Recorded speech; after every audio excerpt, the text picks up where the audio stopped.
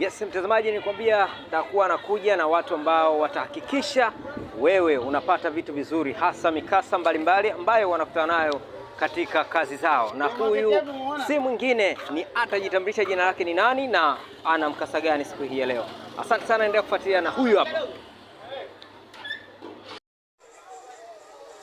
Bwana, kwa majina anaitwa Elia. Mimi ni bodaboda. Niko hapa kuelezea changamoto ambayo nimewahi kukutana nayo. Kama mwaka 2022 nilikuwa na abiria ambaye niko naye, mdada. Huyo mdada nimefanya naye kazi sana. Na alikuwa ni mteja mzuri, alikuwa ananilipa pesa nzuri tu.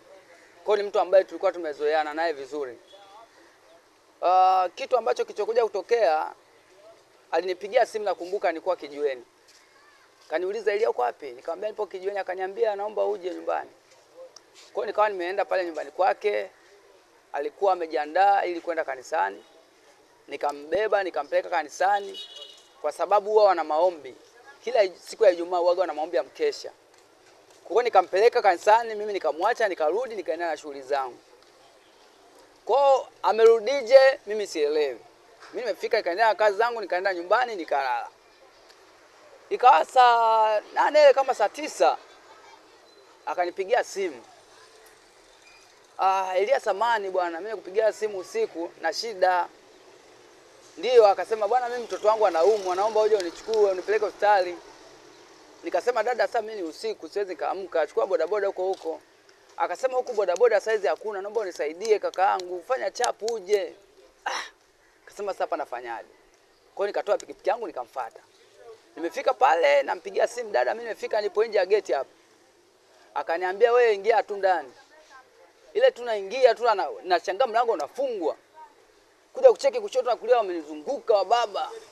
Wengine wana visu, wengine si wana mapanga malungu.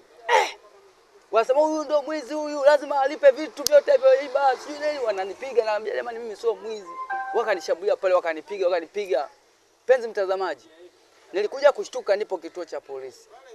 Asubuhi ndugu zangu wanakuja kufuatilia ili kujua changamoto yangu. Tukaitwa, akaja yule mteja wangu akaja na mimi nikaenda pale bwana, tukaitwa katika benchi la watu ambao wanasikiliza shida za watu. Tukawa tumeenda pale, tukawa tumejadili pamoja, nikajua changamoto. Akasema kwamba wewe ulivyonibeba ulikuja nyumbani ukavunja, kwa hiyo ukaiba kila kitu changu. Kwa hiyo mimi niko hapa nataka unilipe vitu vyangu. Nikamwambia dada, mimi sijafanya kitu kama hicho, lakini kwa sababu unasema mimi nimefanya na unaamini kabisa mimi nimefanya hilo, basi sawa, siwezi kubishana na wewe kwa sababu umeamua hivyo, mimi sina namna. Lakini kitu ambacho kilichotokea, nilikuwa sina pesa ya kumlipa. Na kipindi hicho nilikuwa na pikipiki ya mkataba, nilikuwa na miezi kama 10 hivi imeisha. Ilibakia miezi 2 tu nimalize mkataba. Kwa hiyo kitu nilichokifanya, nikauza ile pikipiki, nikachukua pesa, nikamlipa, alafu ile nyingine iliyobaki nikaenda kumpa yule bosi ambaye alikuwa mwenye pikipiki. Kwa hiyo kitu ambacho nataka kukwambia wewe dereva mwenzangu, unapokuwa unafanya kazi katika biashara zako ambazo unazifanya, kuwa makini na hao watu, hao wateja ambao yani tunafanya nao kazi. Kweli wanatupa hela nzuri, tunalizika, lakini juu wanafahamu changamoto kama hizi zipo. Unapokuwa na mteja kama huyo, kuwa naye makini sana, usiweke mazoea ya kupitiliza. Lakini pia kingine, katika kazi zako usimsahau Mungu. Mungu ndio kila kitu. Fikiria kwamba kama pasingekuwa Mungu, mimi nisingekuwepo hapa, kwa sababu niliuza pikipiki ile kwa matatizo yale nikasolve, lakini Mungu amefanya njia, nimeweza kupata pikipiki nyingine ambayo ndio hii hapa nafanya nao kazi. Lakini kama ningekuwa kweli nimefanya hilo tukio, Mungu asingeweza kunifungulia mlango wa kupata pikipiki nyingine. Unapokuwa mwaminifu, Mungu hawezi akakuacha. Hata kama unapita katika kipindi gani kigumu, misukosuko yote, Mungu hawezi akakuacha. Hata kama akikutupa gerezani. Kumbuka hata Petro alitupwa gerezani, lakini Mungu alimtuma malaika akaenda kumtoa Petro gerezani. Na huyo Mungu aliyemtuma huyo malaika atakuja kutoa kwenye gereza ambalo umezingiziwa kwalo.